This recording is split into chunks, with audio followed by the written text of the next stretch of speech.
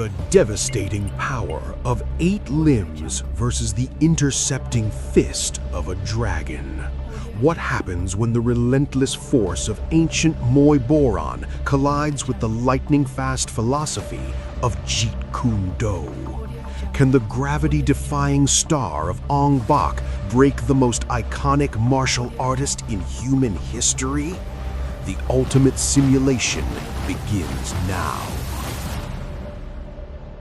Born in rural Thailand, Tony Jaa didn't learn in a modern gym. He learned in his father's flooded rice paddies.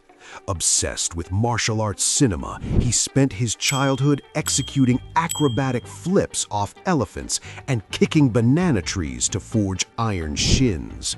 Mentored by action legend Panaritcry, Jaa mastered Muay Boran, the brutal, ancient ancestor of Muay Thai designed for battlefield survival. When he exploded onto the screen, he changed action cinema forever. No wires, no CGI, just a human weapon of kinetic energy, bringing a terrifying verticality to combat that the world had never seen. Bruce Lee isn't just a fighter, he's the gold standard. After mastering Wing Chun under Ip Man, Bruce realized traditional martial arts were too rigid for real street combat. His solution? Jeet Kune Do, the way of the intercepting fist. He stripped away flashy, useless movements, focusing purely on biomechanics, speed, and lethal efficiency. He blended fencing footwork, Western boxing, and Eastern striking into an unpredictable, formless flow. He was a philosopher who trained like an elite Olympian, a dragon who forced the world to rethink what fighting actually meant.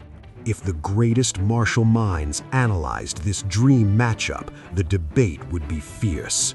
Joe Rogan, you've got the most explosive acrobat ever against the godfather of MMA.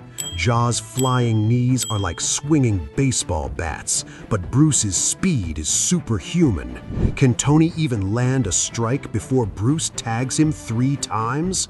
Michael Jai White, Tony generates crazy power jumping, but jumping commits you to midair. Bruce rooted his power to the ground. He knew the shortest distance to a knockout is a straight line. Donnie Yen, Tony fights with wild tiger energy, but Bruce was water. He adapts to anything. It's a sledgehammer trying to smash a rushing river. How did Tony Jaa prepare for a fight?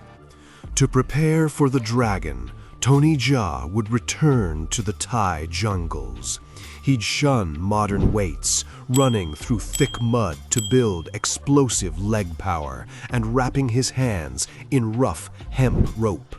He'd spend hours striking solid wood, deadening the nerves in his elbows and shins.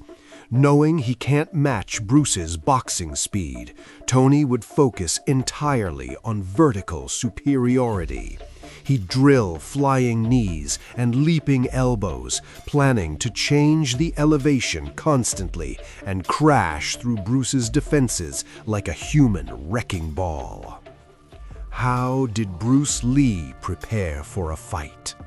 Bruce's camp would be a high-tech combat lab. He'd use electrical muscle stimulation, isometric holds, and custom heavy bags. He would obsessively refine his 1-inch punch to generate maximum kinetic energy with 0 wind-up. To counter Tony's aerial assaults, Bruce would study biomechanics. He knows a jumping fighter cannot change direction in mid-air. Bruce would drill fencing lunges to tune his reflexes, planning to intercept Tony the exact millisecond his feet leave the ground. Mentally, Bruce would become formless, ready to exploit every single gap. Analysis. Physically, this is extreme verticality versus absolute precision.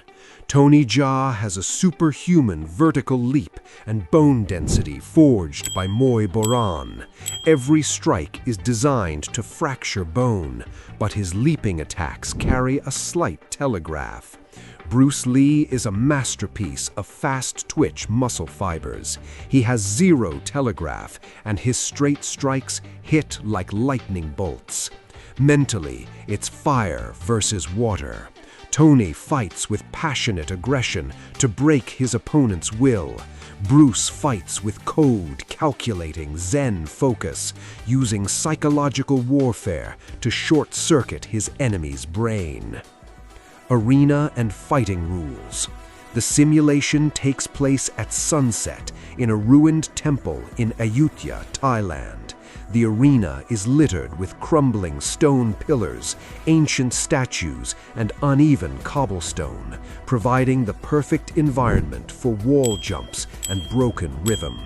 The rules: a pure combat test. No gloves, just traditional hemp wraps. No rounds, no judges, and no points. Environmental interaction is fully encouraged. The fight continues until one man is completely incapacitated by knockout or submission. The ruined temple is dead silent. Tony Jaa stands low in his Muay Boran stance, his fists wrapped in rough hemp ropes.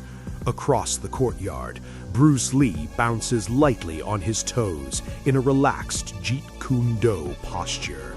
He exhales sharply, flicking his nose with his thumb. Tony initiates. He bursts forward with a sweeping low kick. Bruce doesn't retreat. He executes a flawless stop kick, jamming his heel into Tony's thigh, instantly halting his momentum. Realizing traditional setups won't work, Tony sprints toward a crumbling pillar, runs 2 steps up the stone, and launches a gravity-defying flying back elbow. Bruce leans backward with matrix-like flexibility. The elbow misses by a millimeter. Before Tony even lands, Bruce explodes with a back fist and a blistering straight right to the solar plexus. Tony absorbs the impact, stepping in tight to lock Bruce in a Thai clinch. He drives a vicious knee upward. Bruce blocks it with his forearm, immediately sweeping Tony's plant leg. Tony hits the ground, but rolls backwards, springing to his feet like a coiled tiger. The feeling out process is over. Tony unleashes the terrifying fury of the 8 limbs, a relentless barrage of roundhouses, spinning kicks, and slashing elbows. Bruce slips and weaves, a blur of motion. A grazing elbow catches Bruce, drawing a drop of blood. He wipes his lip, his eyes narrowing. He lets out his iconic high-pitched war cry. Bruce shifts into high gear. He closes the distance with blinding speed, using Wing Chun trapping hands to neutralize Tony's guard. Trap and strike. He lands a series of devastating 1-inch punches to Tony's ribs that crack like rifle shots. Backed against a massive stone Buddha, Tony risks it all. He pushes off the wall, launching his ultimate weapon, a sky-high double flying knee, Khao Loi. It's a strike with massive knockout power. But Bruce Lee is water. He reads the trajectory perfectly. Instead of dodging, Bruce steps into the attack. While Tony is suspended in midair, committed to his flight path, Bruce executes a flawless, devastating Jeet Kune Do sidekick. The kick intercepts Tony perfectly in the chest. The impact cracks like thunder. Tony Jaa is blasted backward out of the air, crashing hard onto the ancient stone floor. He gasps for air, clutching his chest, his warrior spirit fighting to rise, but the precision of the intercepting kick has paralyzed his diaphragm. He collapses back to the ground. The fight is over. The winner. The dust slowly settles in the temple courtyard. Bruce Lee lowers his leg, his breathing returning to a calm, controlled rhythm. He walks over to where Tony Jaa is recovering on the stones. Bruce respectfully bows, extending a hand to help the Thai warrior to his feet. Tony accepts the hand, returning the traditional wushu salute, acknowledging the superior technique and speed. In this legendary simulation, Bruce Lee emerges victorious. While Tony Jaa's acrobatic power and devastating Muay Boran strikes were lethal and unpredictable, his reliance on large airborne movements proved to be his undoing against the ultimate counterfighter. Bruce Lee's philosophy of the intercepting fist was designed exactly for this scenario, to strike the opponent during their preparation or commitment. Tony's spectacular flying attacks committed him to predictable trajectories in the air, allowing Bruce's unmatched speed, timing, and biomechanical precision to find the perfect opening. It was a flawless victory of scientific precision over raw kinetic force. The winner, Bruce Lee. The dragon has intercepted the power of 8 limbs, proving that speed and timing can conquer gravity itself. But do you agree with this outcome? Could Tony Jaa's iron elbows have shattered his defense if the fight went to the ground? Let us know your thoughts in the comments below. We read every single one. If you enjoyed this epic clash of cinematic martial arts legends, make sure to hit that subscribe button and leave a like to keep the arena running. Who do you want to see step into the simulation next? Are we looking at a heavyweight boxing showdown or another martial arts masterclass? The choice is yours. Stay legendary.